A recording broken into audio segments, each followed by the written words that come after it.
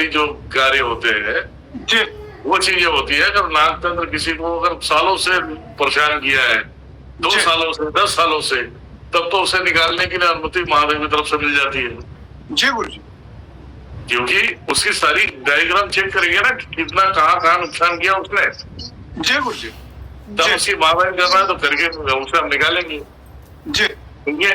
और पहली बात, जब नागतंत्र सामने वाला कर रहा है उसकी पद्धति है सिद्ध करने की, और सिद्ध को कैसे यूज करना है। जब उसे वो उस पद्धति से करेगा तो वो पद्धति कहीं ना कहीं महादेव से रिलेटेड आ जाता है। जी गुरु जी। जिस प्रकार से ब्रह्म पिशाच को नॉर्मल कोई भी व्यक्ति काटेगा तो कट नहीं पाएगा। हाँ बिल्कुल ठीक बात है, सही बात।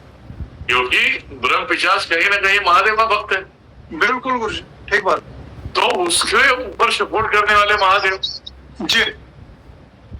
और ये नाग जो होता है, जो बदाल लोग से नाग लोग को उन्होंने कैलाश पे उन्होंने जगह दिया, स्थापित किया सबको। जी। तो एक बार गलतियां वो माफ करते हैं। जी गुरु जी।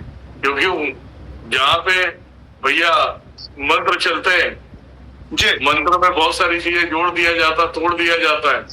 जी। उस सिलसिले से तो वो तो भूल जाएगा। आप उसे ठीक करने के लिए मैं महादेव ही लगाएंगे दिमाग। जी गुरु जी। और जी। वो तंत्र लगना मतलब कि तुम्हारे कर्मों से रिलेटेड जुड़ना। जी।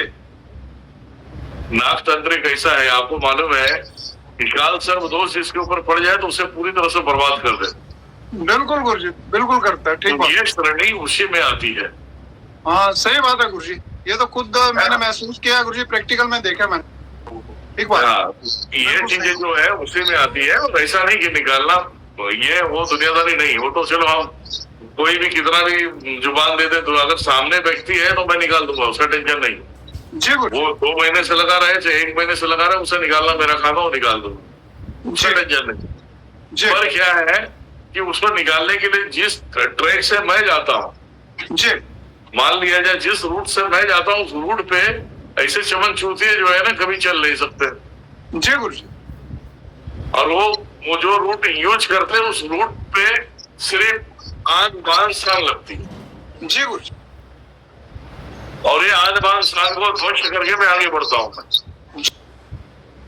बात समझे? तो उसे निकालना मेरे लिए कोई बड़ी बात। बिल्कुल बिल्कुल गुरु जी, ठीक बात। तो इसलिए मैंने बोला इसलिए आप जुड़ो तो मैं आपको बताऊं ताकि आपको भी लगे।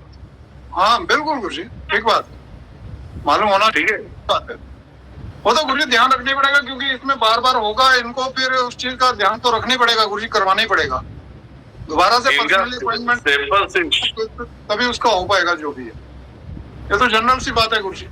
और ये चीज भी गुरु जी आपने पॉइंट क्लियर कर दिया, एक बहुत अच्छी बात गुरु जी आपने बता दी है, ये सबके लिए है कि फीमेल कोई भी है उनको नेचुरली 5 डेज की जब प्रॉब्लम होती है तो उसमें तंत्र उनके ऊपर लग जाता है। लड़कों के ऊपर कुछ नहीं होता यार, कर दिया।